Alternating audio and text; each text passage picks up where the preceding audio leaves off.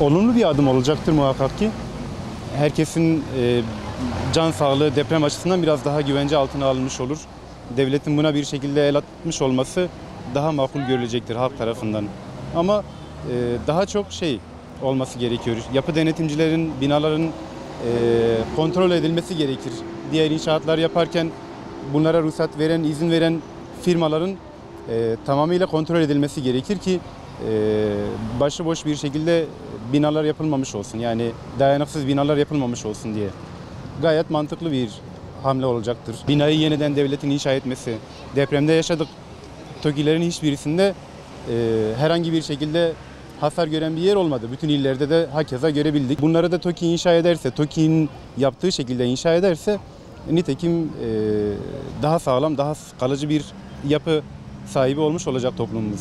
Olması gereken bir şey, çünkü normalde eğer ağır hasarlı veya diyelim orta hasarlı binalar bir şey yapılmadığı zaman şehrin bir bütünlüğü bozulmuş olacak.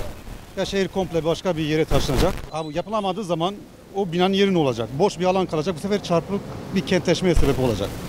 Devlet bunu tespit edecek. Güzel bir şekilde bina dayanıklı mı değil mi? Dayanıklı test edecek. Zemin etütü sağlam olacak. Buna göre depreme dayanıklı sağlam bir şekilde tekrardan inşa edip vatandaşa verilmesi gerekiyor bence. İmkanı olan başvurmalı bence. Çünkü yoksa başka bir çözüm yolu yok. Ya zaten eğer değişik bir alternatif varsa vatandaş kendisi onu arayacaktır. Abi olursa güzel olur. Kanılmaca bir şey olmazsa, sonra da faiz eklenmese, halkı mağdur durumda bırakmasa çok güzel olur yani. Depreme dayanıklıysa, olumluysa olur yani. Olmayacak bir şey yok. Daha güzel olur. Tabii halkı mağdur etmemek şartıyla. Yarın gene ekstrada faiz çıkarır, şu olur, bu olur. O olmasa güzel olur yani. Projeye olumlu olarak bakıyorum. Bu projede gerçekten yani çok geç kalınmış bir olay aslında. Yani devletimiz bu konuda duyarlı bir uygulamaları var. Bunlara şahitliğimiz var da işte bazı belediyeler bu konuda destek vermedikleri için bugün bu depremlerde işte bu yıkıntıları ondan dolayı yaşadığımıza ben inanıyorum. Yani devletin bu tür uygulamalarını ben destekliyorum. Yani güzel bir uygulama.